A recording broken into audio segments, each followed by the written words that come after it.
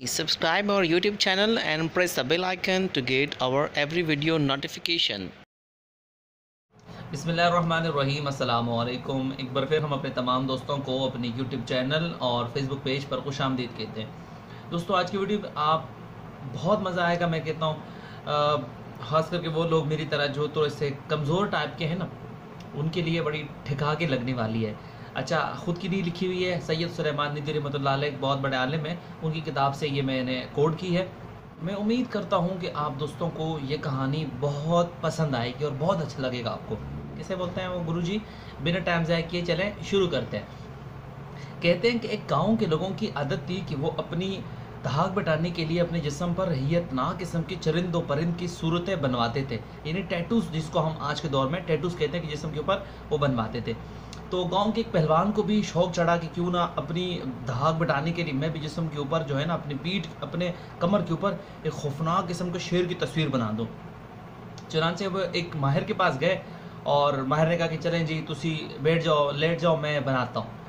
तो जब उन्होंने अपनी नुकीली चीज़, जब अब तो आजकल के दौर में तो बड़ी इलेक्ट्रिकली बनता है, बड़ा आसान तरीके से बनता है, तो उन्होंने जब अपने वो नुकीली चीज़ लगानी शुरू की ना जिस्म के ऊपर, जब उससे उन्होंने शेर की तस्वीर स्केच बनाना शुरू कर दिया, तो पहलवान जी की चीखें निकल गई।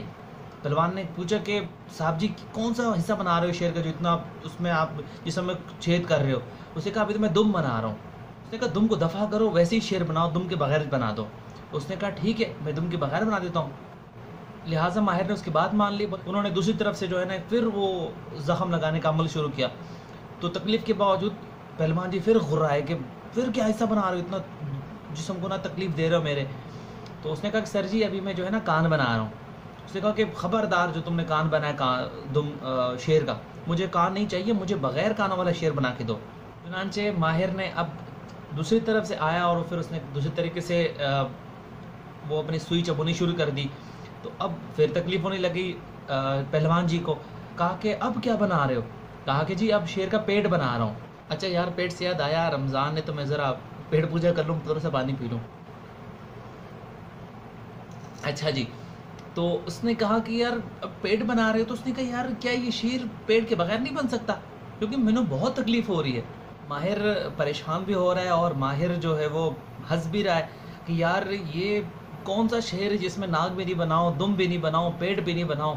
बिल आखिर उसने पहलवान से कहा कि पहलवान जी, आपकी मेहरबानी, आपका शेर जितना बना था वो बन गया, अब आप यही शेर लेके घूमे फिरे, मेरी तरफ से आपका इतना ही शेर है। दुनिया में कौन सा ऐसा शेर आप बनाना चाहते जिसके दुम, कान और पेट नहीं है? ऐसा शेर तो अल्लाह ताला ने भी नहीं पैदा फरमाया है, तो मुझसे ऐसा शेर क्यों बनवाना चाह रहे हो? इस वाक़े को नकल करने के बाद सैयद अहमद नदवी रहमतुल्लाह अलैह फरमाते हैं कि हम लोगों का, हम मुसलमानों का तरीका भी कुछ इस तरह का है कि हम चाहते हैं कि हम इस्लाम के बहुत सारे अहकामात के ऊपर अमल ना करके भी मुसलमान कहलाएं और हमारा इस्लाम भी चलता रहे और हम इन चीज़ों को छोड़ते रहें।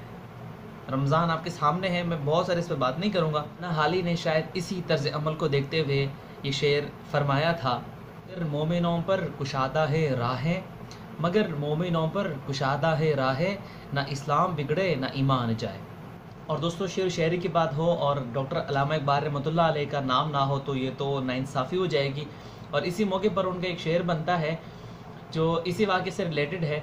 किस कदर तुम पर गरां सुबह की बेदारी है, हमसे कब प्यार है हाँ नींद तुम्हें प्यारी है, हमसे कब प्यार है हाँ नींद तुम्हें प्यारी है, तबाह आज़ाद पर कैद रमज़ान बारी है, तबाह आज़ाद पर कैद रमज़ान बारी है, तुम ही कह दो यही आईने वफ़ादारी है। अल्लाह हाफ़िज़।